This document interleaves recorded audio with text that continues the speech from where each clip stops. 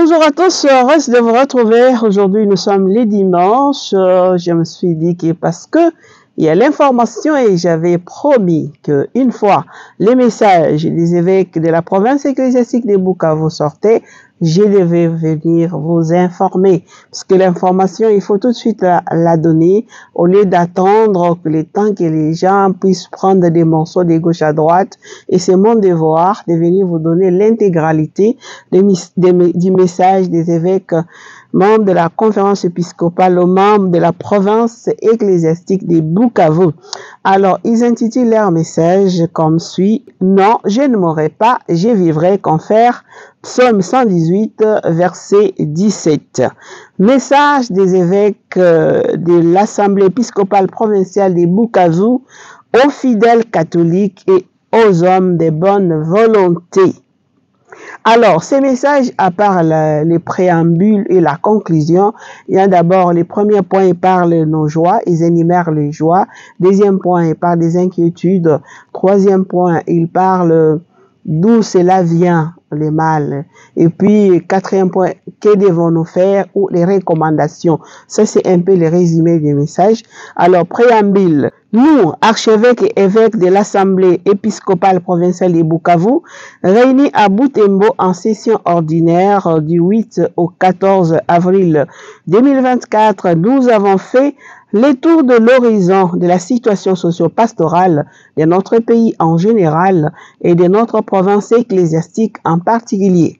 À l'issue de nos assises et partageant les joies et les espoirs, les tristesses et les angoisses de notre peuple, nous voulons réaffirmer notre foi au Christ mort et ressuscité malgré les contextes difficiles et préoccupants dans lesquels vivent les populations de nos 6 diocèses de Bukavu, Butembo-Beni, Goma, Kasongo, Kindu et Uvira. C'est pour conjurer ces contextes qui conduisent au désespoir que nous faisons nôtre ces paroles du psalamiste. Non, je ne mourrai pas, je vivrai pour annoncer les actions du Seigneur. Psaume 18, 17. Nos joies, c'est le premier point. En ces temps de Pâques, nous rendons grâce à Dieu pour les dons de la joie et de la vie dont il ne cesse de gratifier nos églises locales. En effet, plusieurs événements heureux ont été célébrés et d'autres témoignent de la vitalité de nos diocèses. Parmi ces événements, nous citons les jubilés d'argent épiscopal de Monseigneur Sikuli Paluku Melchisedek en date du 11 août 2023, la célébration de la messe pour la paix dans les Grands Lacs organisée par l'Association des conférences épiscopales de l'Afrique centrale, l'ACEAC à Goma, le 28 janvier 2024, l'accueil au diocèse de Kasongo de 2 nouvelles congrégations religieuses féminines, les sœurs missionnaires de Saint Jean-Paul II et les sœurs missionnaires de la Miséricorde et de la Croix, ainsi que les sœurs de l'Institut contemplatif et missionnaire Regina Paxi au diocèse de Kindu. Notons en outre que presque partout, les paroisses sont créées, les églises construites, les presbytères améliorés et beaucoup d'autres édifices de nos services élevés. Tout cela prouve à suffisance le dynamisme des fidèles pour la plus grande gloire de Dieu et notre détermination de vivre heureux. Parmi les événements qui attestent la vitalité de nos diocèses, nous citons l'annonce de la béatification des 4 martyrs, 3 missionnaires xavériens et un abbé au diocèse d'Uvira pour les 18 août 2024, l'héroïsme des prêtres et des consacrés de la province ecclésiastique auprès de nos fidèles, particulièrement dans les zones occupées par les rebelles du M23 et leurs alliés au diocèse de Goma, les ADF Nalu au diocèse de Beni Butembo, d'autres diocèses comme à Kasongo et à Uvira où sévissent les forces négatives. Nous notons aussi comme signe de vitalité de nos diocèses, la confiance que la majeure partie de notre peuple accorde à l'Église catholique comme une institution qui ne se lasse pas de défendre les intérêts du peuple, également la présence caritative de l'Église auprès des personnes déplacées, un terme estimé à plus de 2 millions au diocèse de Butembo-Beni et de Goma, les respects et l'engagement pour le processus électoral dans notre pays, malgré les irrégularités de fraude et des désorganisations dénoncées et décriées en son temps, la relative calmie sur l'axe Beni-Mutwanga, Mulongo-Kassidi, ce qui favorise à nouveau la circulation des personnes et de leurs biens, l'aménagement de la voirie urbaine de Goma. Nos inquiétudes, qui est le deuxième point. En dépit de ces quelques lueurs d'espoir citées si haut, nous constatons malheureusement une série de faits qui constituent l'élo de nos inquiétudes et nos peines. Il s'agit entre autres d'une sécurité devenue endémique avec son cortège de tueries, même en pleine journée, des massacres et des enlèvements des paisibles citoyens congolais dans nos villes et nos villages, de l'enclavement de la plupart de nos entités territoriales, de l'encerclement de la ville de Goma par les M23 soutenus par les Rwandais, de la paralysie de l'économie par une stratégie d'isolement et d'asphyxie des grandes et petites agglomérations, des administrations parallèles dont les zones sous contrôle des groupes armés avec des tracasseries de toutes sortes, de l'importation, de la fabrication et la consommation des boissons fortement alcoolisées comme une autre arme de destruction massive des jeunes à côté des violences faites aux femmes et aux enfants, de l'usage abusif des informations diffusées par les réseaux sociaux, de l'instrumentalisation des mouvements sociaux et des groupes de pression. La Véranda Muchanga, le Parlement debout de Furu, la Lucha, Uran, Atigang, Vuvumu, et même des partis politiques ainsi que leurs regroupements par les soi-disant autorités morales. Dans les mêmes ordres d'idées, nous ajoutons la persistance des conflits fonciers par des décisions de justice injustes, y compris ceux concernant les églises et les écoles. La fermeture partielle ou totale de certaines paroisses liées à l'insécurité récurrente, l'existence des forces négatives opérant sous le mode les ADF Nalu, qui se constituent en groupe de jeunes voleurs de cacao appelés Sangalabalende, Abulongo et Tretera dans la zone de Ocha, le recrutement forcé des jeunes par les M23 et d'autres forces négatives dans les territoires qu'ils occupent. L'abandon par les forces régulières FARDC de leur position au front ainsi que de la logistique de guerre au M23. L'insécurité dans les cas de déplacés autour de la ville de Goma avec des bombes qui tombent et font des victimes. La précarité dans les maisons carcérales, la menace persistante de l'usage des engins explosifs dans nos entités, les manques de patriotisme de certains patriotes collaborateurs, des agresseurs, la résilience négative qui pousse les gens à vivre dans des situations qui portent atteinte à la conscience et à la dignité humaine.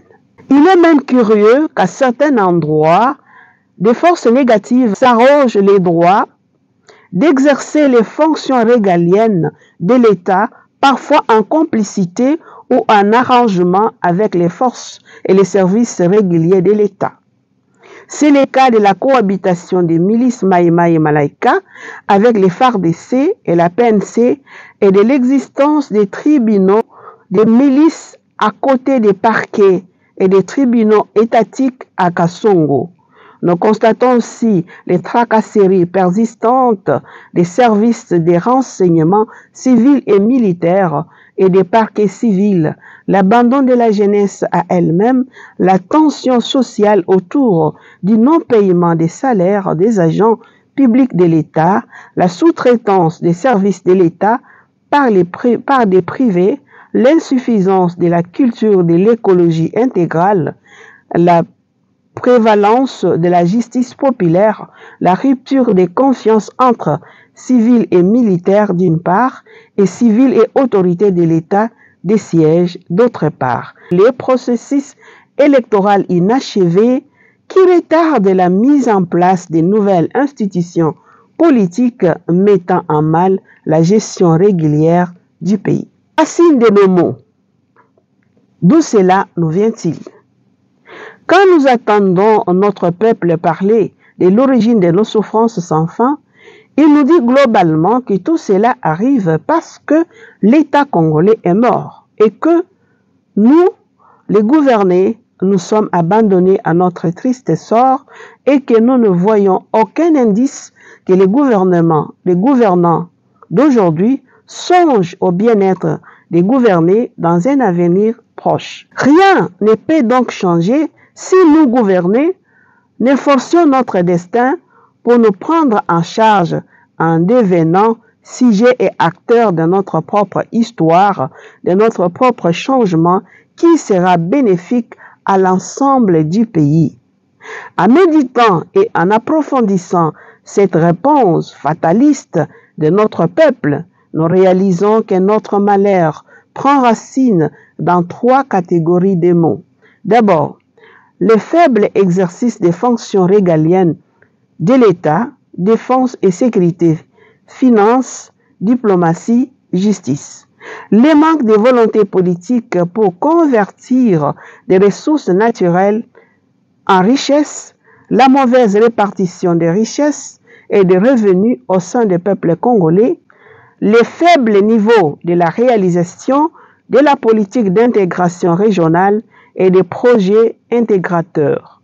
Ensuite, l'état de l'homme congolais lui-même qui se manifeste par la faible conscience patriotique collective, la présence des antivaleurs dans la vie quotidienne, tribalisme, népotisme, fraude électorale, corruption, trafic d'influence, vol, détournement, mensonge, clientélisme, etc., qui mettent à mal la cohésion sociale et par la manipulation des identités et de toutes les corporations sociales, sociétés civiles, partis politiques, syndicats, mouvements citoyens. Et enfin, la communauté internationale, quant à elle, ne traite pas la RD Congo comme un sujet de droit international, mais comme un objet à exploiter sans se soucier du bien-être de la nation et du peuple congolais. Tout ce qui est décrit si haut montre que, malgré la tenue des élections, l'État congolais reste faible et inefficace. Il y a lieu de se demander si ces comportements ne contribuent pas au plan de balkanisation, du démembrement de la RD Congo, alors que le peuple s'y est déjà opposé catégoriquement. Dans une telle situation, nous risquons d'apparaître paradoxalement comme des accompagnateurs de notre propre peuple à sa mort prochaine. Or, comme pasteurs, hommes de Dieu et hommes de foi, nous refusons de mourir parce que notre Dieu est le Dieu des vivants et non des morts. C'est pourquoi nous devons parler, comme l'a recommandé Monseigneur Emmanuel Catalico aux évêques dans son testament spirituel à la veille de sa mort, le 4 octobre 2000 à Rome. Nous devons donc proclamer avec force la victoire du Christ sur la mort, la victoire du bien sur le mal, la victoire de la lumière sur les ténèbres, la victoire de la réussite sur l'échec, la victoire de la loyauté sur les traîtrises, la victoire de l'honnêteté sur la tricherie et la corruption, la victoire de la bonne gestion sur la mauvaise gestion des affaires publiques. Que devons-nous faire? Les recommandations. Sur base de cette forte conviction et partageant toutes les joies et les espoirs et les tristesses et les angoisses de notre peuple, nous recommandons au président de la République et chef de l'État de mettre en place rapidement un gouvernement composé de personnes compétentes et honnêtes qui va gérer les affaires publiques au profit du peuple, de poursuivre la réforme des forces de défense et de sécurité en les débarrassant de tous les traîtres et des soldats sans loyauté et dévouement patriotique. Au gouvernement de cesser de gérer le pays comme leur patrimoine privé et de ne plus considérer la résilience de notre peuple comme une faiblesse, mais comme un refus de subir une mort injuste et programmée par leur mauvaise gestion des affaires publiques. Aux hommes politiques congolais de retenir que la politique est la plus haute forme de charité parce que sa finalité ne consiste pas à se servir, mais à servir les autres et la société, les peuples d'abord.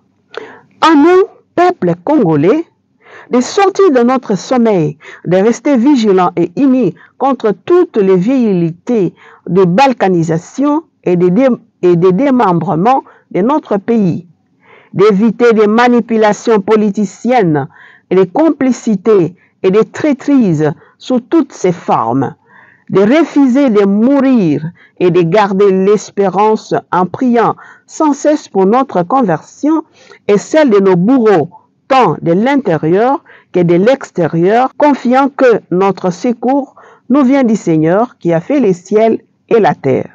De rester solidaires avec tous nos compatriotes habitant les territoires occupés par les rebelles et les groupes armés. À la communauté internationale de comprendre une fois pour toutes que la RDC n'est ni à vendre, ni à exploiter anarchiquement, comme l'a dit le pape François en demandant aux multinationales de retirer leurs mains de la République démocratique du Congo, de retirer leurs mains de l'Afrique, de cesser d'étouffer l'Afrique qui n'est pas une mine à exploiter, ni une terre à dévaliser. De savoir que le peuple congolais est fatigué de sa politique de deux poids, deux mesures dans la gestion des dossiers politiques de la RD Congo. Conclusion. Tous ces faits qui font l'objet de notre inquiétude offensent et oppriment la dignité de la personne humaine, de l'homme congolais créé comme les autres à l'image et à la ressemblance de Dieu, confère Genèse chapitre 1, versets 26 à 27, et qui est destiné au bonheur. Pour restaurer cette image du Congolais déformée par les mal, nous devons réaffirmer la dignité de l'homme comme l'a récemment enseigné la Congrégation pour la doctrine de la foi à travers sa déclaration sur la dignité humaine du 2 avril 2024. Le respect de la dignité de la personne humaine en toutes circonstances soit placé au centre de l'engagement pour le bien commun et de tout système juridique. Le respect de la dignité de chaque personne est en effet la base indispensable de l'existence même de toute société qui se fait fonder sur les droits, la justice et non sur la force du pouvoir. C'est sur la base de la reconnaissance de la dignité humaine que sont défendus les droits fondamentaux de l'homme qui procèdent à fonder toute coexistence civilisée. L'Église, notre famille universelle, célèbre son jubilé de 25 ans de la venue du Christ sauveur du monde. Comment les ferons-nous si la situation que nous déplorons demeure ainsi? Afin de nous préparer à ces grands événements, convertissons-nous et croyons à l'Évangile, que par l'intercession de la Vierge Marie, Mère du ressuscité et Reine de la paix, nous puissions construire avec foi courage et détermination notre beau pays, et que par l'intercession de nos bienheureux martyrs Anouarité, Marie-Clémentine Nengapeta et Isidore Bakanja, Dieu continue à jeter un regard paternel et bienveillant sur notre pays, la République démocratique du Congo, donné à Butembo le 14 avril 2024, troisième dimanche des Pâques. Monseigneur François-Xavier Maroy, archevêque de Bukavu, Monseigneur Melchisedek Sukuli, évêque de Butembo, Monseigneur Willy Ngumbi, évêque de Goma, Monseigneur Placide Lubamba, évêque de Kasongo, Monseigneur François Abeli, évêque de Kindu, Monseigneur Sébastien Moyengo, évêque d'Ouvera.